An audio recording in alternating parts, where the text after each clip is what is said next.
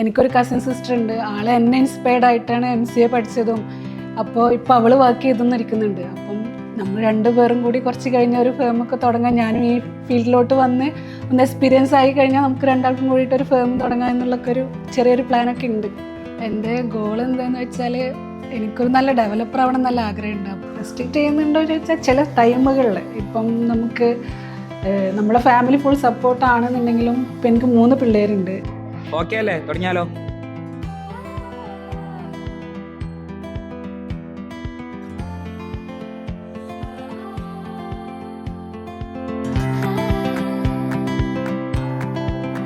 എൻ്റെ പേര് സുഫേറത്ത് എന്നാണ്.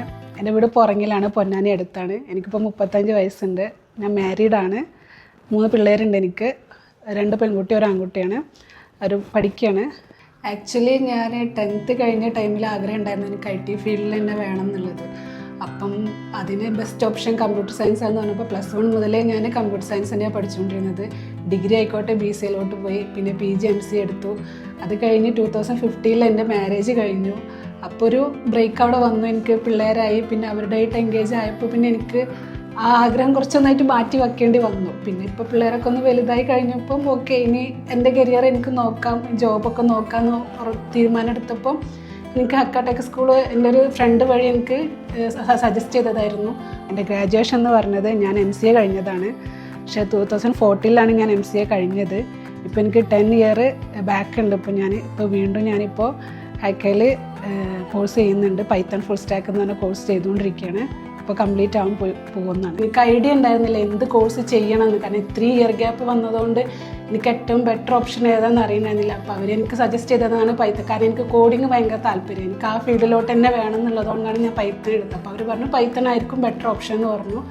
അങ്ങനെ ഞാൻ പൈത്തൺ കോഴ്സ് എടുത്തതാണ്. നമ്മുടെ ഫാമിലി ഫുൾ സപ്പോർട്ടാണെന്നുണ്ടെങ്കിലും ഇപ്പം എനിക്ക് 3 പിള്ളേരുണ്ട്. അതിൽ 2 പേര് സ്കൂളിൽ പോകുന്നുണ്ട്. അപ്പം ചിലപ്പോൾ അവിടെ എക്സാമിൻ്റെ ടൈമിലൊക്കെ ചിലപ്പോൾ എനിക്ക് എൻ്റെ ഇതിൽ കോൺസെൻട്രേറ്റ് ചെയ്യാൻ പറ്റിയെന്ന് വരില്ല. അല്ല വീട്ടിലെന്തെങ്കിലും ഫങ്ഷൻസ് വരികയാണെന്നുണ്ടെങ്കിലോ എന്തെങ്കിലും അസുഖങ്ങൾ വന്നാൽ, പിള്ളേർക്ക് അസുഖങ്ങൾ വന്നാൽ അപ്പോഴൊക്കെ ചെറുതായിട്ട് നമുക്ക് ആ ഒരു, ഇപ്പോൾ എൻ്റെ കോഴ്സിൻ്റെ ടൈം എന്ന് പറയുന്നത് 7 PM to 9 PM വരെയാണ്. അപ്പോൾ ആ ഒരു ടൈമിലാണ് പിള്ളേർക്ക് പഠിക്കുന്ന ഒരു ടൈം. അപ്പോൾ ഒരു എക്സാമൊക്കെ വരുമ്പോൾ ആ ടൈമും എൻ്റെ ഷെഡ്യൂളും എല്ലാം കൂടിയിട്ട് ഭയങ്കര ഇതാവും.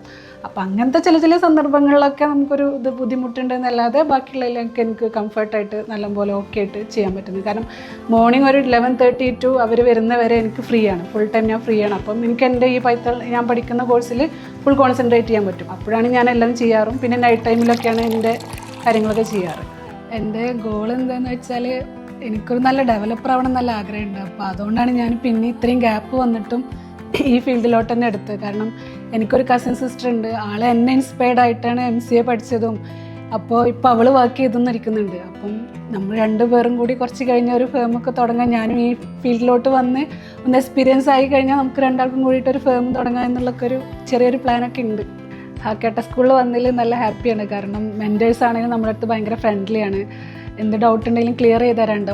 ഓൺലൈൻ ക്ലാസ്സാണെന്ന് വിചാരിച്ചിട്ട് നമുക്കൊരു ബുദ്ധിമുട്ടില്ല. അപ്പോൾ ഓഫ്ലൈനിൽ പഠിക്കുന്ന പിള്ളേരെ പോലെ തന്നെ നമുക്ക് ഡൗട്ട്സ് ഉണ്ടെങ്കിൽ എപ്പോൾ വിളിച്ചാലും കുഴപ്പമില്ല, കോൺടാക്ട് ചെയ്താൽ മതി എന്ന് പറയാറുണ്ട്. അപ്പം കുഴപ്പമില്ലാതെ പോകുന്നുണ്ട്. മെൻറ്റേഴ്സ് ഫ്രണ്ട്ലിയാണ്, നമുക്ക് എന്തും സംസാരിക്കാം, നമുക്ക് കംഫർട്ടാണ്. നേരിട്ട് കണ്ടിട്ടില്ലെങ്കിലും നമുക്കൊരു പരിചയം എന്നുള്ള രീതിയിൽ തന്നെയാണ് അവർ നമ്മളടുത്ത് സംസാരിക്കുന്നതാണെങ്കിലും ഡൗട്ട്സ് ക്ലിയർ ചെയ്യുന്നതാണെങ്കിലും ഒക്കെ നല്ലതാണ്, കുഴപ്പമൊന്നുമില്ല. നല്ല ക്ലാസ്സുമാണ്.